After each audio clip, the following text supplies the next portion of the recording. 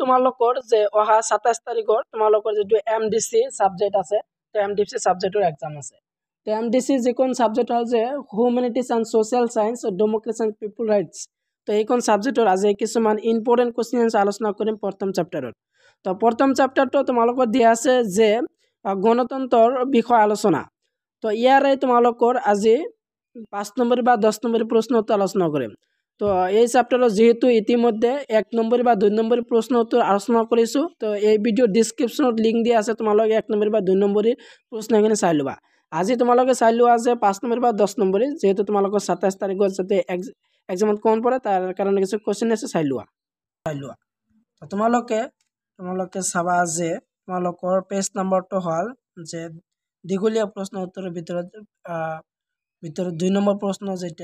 যেটা বা তোমালোকৰ যে পেজ নম্বৰ 34 তো কোৱেশ্চনটো দিয়া আছে যে গণতন্ত্ৰ কাক বলে গণতন্ত্ৰৰ সংজ্ঞা দিয়া গণতন্ত্ৰৰ গুণ আৰু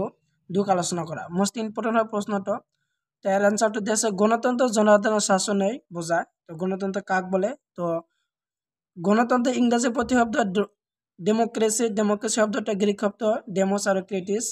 এই দুটা শব্দৰ পৰা আহিছে ডেমোস মানে হল জনসাধাৰণ আৰু ক্ৰেটিস মানে হল ক্ষমতা গতিকে ডেমোক্ৰেসি অৰ্থাৎ গণতন্ত্ৰ অৰ্থ হল ৰাজৰ শাসন গতিকে ই শাসন ব্যবস্থাত জনসাধাৰণৰ শাসন ক্ষমতা প্ৰকৃত অধিকাৰ থাকে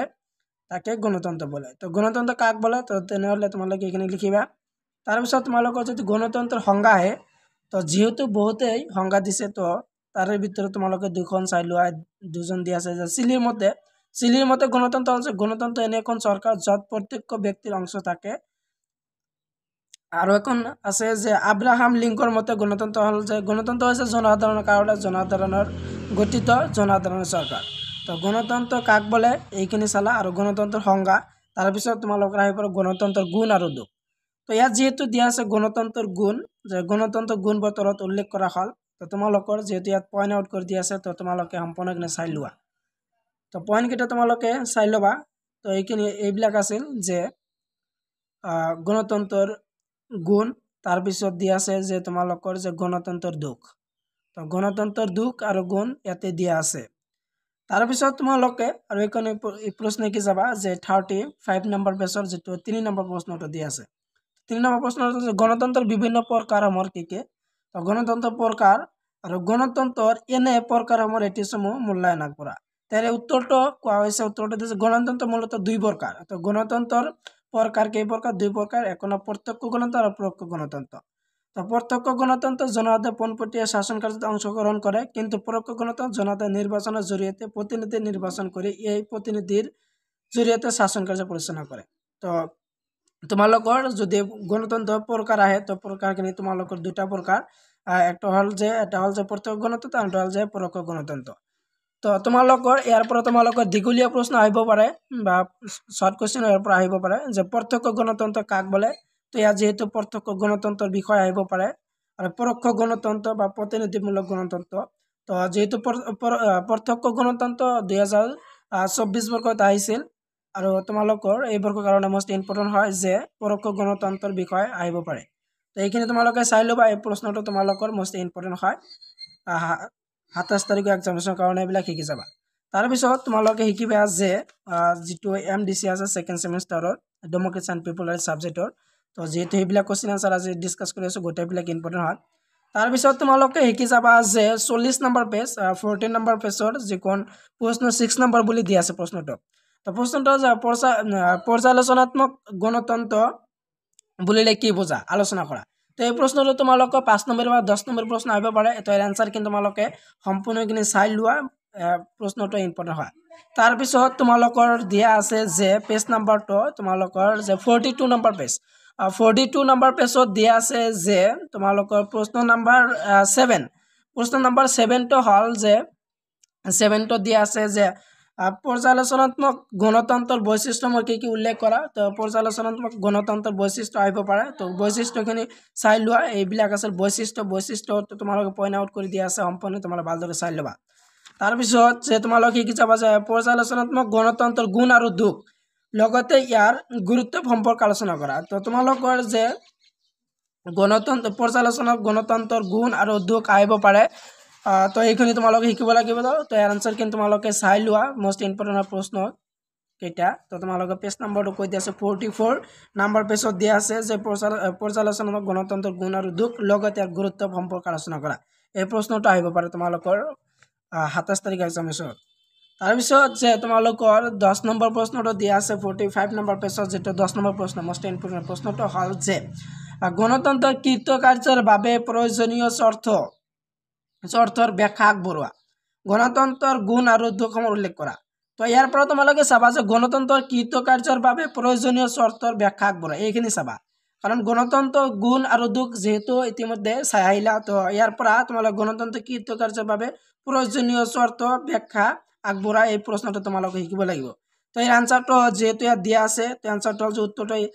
গণতন্ত্ৰৰ কৃতকাৰ্যতাৰ প্ৰধান চৰ্তসমূহ হ'ল যে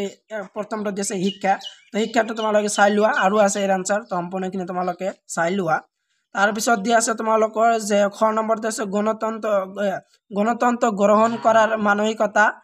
সম্পূৰ্ণ চাই ল'বা কাৰণ সম্পূৰ্ণ হ'বলৈ গ'লে ভিডিঅ'টো পিছত দীঘলীয়া হ'ব তাৰ কাৰণে তোমালোকে দেখাই আছো তো তোমালোকে সম্পূৰ্ণ চাই ল'বা তো এইখিনি আছিল ইয়াৰ আনসাৰ তো আনসাৰটো তোমালোকে চাই যাবা এইটো ইম্পৰ্টেণ্ট হয় তাৰপিছত তোমালোকে শিকিবা যে তোমালোকৰ যে ইম্পৰ্টেণ্ট প্ৰশ্নটো দিয়া আছে যে 12 যেটো কোৱেশ্চন 12টো কোৱেশ্চনটো হ'ল যে মোস্ট ইম্পৰ্টেণ্ট ভেৰি অত্যন্ত গুৰুত্বপূৰ্ণ প্ৰশ্নটো তোমালোকৰ ফাইনেল এক্সামিনেশ্যন 2025 কাৰণে যে 12 কোৱেশ্চনটো দিয়া আছে যে উদাৰ গণতন্ত্ৰ আৰু সাম্যবাদী গণতন্ত্ৰৰ মাজৰ পাৰ্থক্য আলোচনা কৰা মোস্ট ইম্পৰ্টেণ্ট ভেৰি ইম্পৰ্টেণ্ট যে উদাৰ গণতন্ত্ৰ আৰু সাম্যবাদী গণতন্ত্ৰৰ মাজৰ পাৰ্থক্যসমূহৰ আলোচনা কৰা তো এই প্ৰশ্ন যদি আহে তো এই প্ৰশ্নটোৰ এনসাৰটো ইয়াত যেহেতু ভালদৰে দিয়া আছে যে উত্তৰটো হ'ল যে উদাৰ গণতন্ত্ৰ আৰু সাম্যবাদী গণতন্ত্ৰৰ মাজৰ পাৰ্থক্যৰ তলত আলোচনা কৰা হ'ল তো প্ৰথমটো দিয়া আছে তো ক নম্বৰটো যেহেতু পইণ্ট আউট কৰি দিয়া আছে পইণ্ট আউট কৰি দিয়া আছে তোমালোকে পইণ্ট হিচাপে তোমালোকে লিখি দিবা তো তোমালোকে চাই লোৱা তো এইবিলাক আছিল এনসাৰ তো 5টা পইণ্ট দিয়া আছে মোস্ট ইম্পৰ্টেণ্ট হয় তো গোটেইখিনি চাই ল'বা তাৰপিছত তোমালোকৰ আৰু এখন ইম্পৰ্টেণ্ট হ'ল যে 13 নম্বৰ কোৱেশ্চনটো হ'ল যে কি পৰিস্থিতিত গণতন্ত্ৰ অৰ্থনৈতিক বৃদ্ধিৰ সহায় হয় উত্তৰ সপক্ষে যুক্তি আগবঢ়োৱা তো কি পৰিস্থিতিত গণতন্ত্ৰ অৰ্থনৈতিক বৃদ্ধিৰ সহায় হয় উত্তৰ সপক্ষে যুক্তি আগবঢ়োৱা তো এইখন প্ৰশ্ন তোমালোকৰ আহিব পাৰে এই প্ৰশ্নটো তোমালোকে শিকি যাবা মোস্ট ইম্পৰ্টেণ্ট হয় তাৰপিছত তোমালোকে শিকিব লাগিব যে তোমালোকৰ প্ৰশ্ন নম্বৰ 17 যেটা প্ৰশ্নটো দিয়া আছে অধিকাৰ সংজ্ঞা দিয়া বা অধিকাৰ কাক বলে ইয়াৰ প্ৰধান বৈশিষ্ট্য আৰু শ্ৰেণী বিভাগ সম্পৰ্কে আলোচনা কৰা তো অধিকাৰ কাক বলে অধিকাৰ সংজ্ঞা অধিকাৰ বৈশিষ্ট্য আৰু শ্ৰেণী বিভাগ অধিকাৰৰ তো এই প্ৰশ্নটো তোমালোকে আহিব পাৰে তো ইয়াৰ আনসাৰ কেন চাই লোৱা তো অধিকাৰ সংজ্ঞা দিয়া আছে বৈশিষ্ট্য দিয়া আছে অধিকাৰ প্ৰকাৰখিনি দিয়া আছে তো তোমালোকে সম্পূৰ্ণখিনি চাই ল'বা তো প্ৰশ্নটো ইম্পৰ্টেণ্ট হয় তাৰপিছত তোমালোকৰ শিকিব লাগিব যে মৌলিক অধিকাৰ কি ভাৰতীয় সংবিধানত সেইবোৰ কেনেকৈ সুৰক্ষিত কৰা হয় তো মৌলিক অধিকাৰ আহিব পাৰে তো ইয়াৰ এনসাৰটো দিছে ভাৰতৰ সংবিধানত প্ৰদান কৰা 7টা মৌলিক অধিকাৰৰ ভিতৰত বৰ্তমান 6টাহে অধিকাৰ ৰখা হৈছে এই মৌলিক অধিকাৰ তলত আলোচনা কৰা হ'ল তো মৌলিক অধিকাৰ প্ৰথমতে সমতাৰ অধিকাৰখিনি তোমালোকে চাই লোৱা তাৰপিছত দিয়া আছে যে স্বাধীনতাৰ অধিকাৰ সকলোৰ বিৰুদ্ধে অধিকাৰ ধৰ্মীয় স্বাধীনতাৰ অধিকাৰ সাংস্কৃতিক আৰু শিক্ষা বিষয়ৰ অধিকাৰ সাংবিধানিক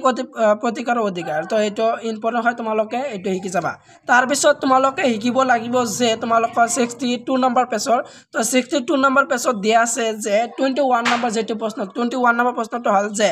এজন নাগৰিকে ভোগ কৰা অধিকাৰৰ বিষয়ে আলোচনা কৰা তো এজন নাগৰিকে ভোগ কৰা পৌৰ অধিকাৰৰ বিষয়ে আলোচনা কৰিবলৈ আহিব পাৰে তো এই প্ৰশ্নটো তোমালোকে শিকি যাবা তো এই প্ৰশ্নটো তোমালোকে স্ক্ৰীনশ্বট মাৰিব পাৰা স্ক্ৰীনশ্বট মাৰি লোৱা তো এইবিলাক আছিল তোমালোকৰ যেটো MDC ডেমক্ৰেসি এণ্ড পিপল ৰাইটছ যিখন সাবজেক্ট আছে তো সেইখন সাবজেক্টৰ ইম্পৰ্টেণ্ট প্ৰশ্ন তাৰপিছত তোমালোকে যে আৰু কেইটা প্ৰশ্ন তোমালোকে শিকিব লাগিব যে 5 নম্বৰী বা 10 নম্বৰী আহিব পাৰে প্ৰশ্ন কেইটা তো 16 নম্বৰ প্ৰশ্ন দিয়া আছে 16 নম্বৰ প্ৰশ্নটোৰ 7 নম্বৰ প্ৰশ্ন আছে নিৰ্বাচন প্ৰক্ৰিয়া বুলিলে কি বুজা তো নিৰ্বাচন প্ৰক্ৰিয়া বুলিলে কি যায় এইখন শিকি যাবা এইটো ইম্পৰ্টেণ্ট হয় তাৰপিছত তোমালোকৰ এই পেজত দিয়া আছে 17 নম্বৰ পেজত দিয়া আছে 10 নম্বৰ যেটো প্ৰশ্ন গণতন্ত্ৰ নথকাকৈ নিৰ্বাচন অনুষ্ঠিত কৰিব পাৰানে যুক্তি দিয়া তো এইটো আহিব পাৰে মোস্ট ইম্পৰ্টেণ্ট যে গণতন্ত্ৰ নথকাকৈ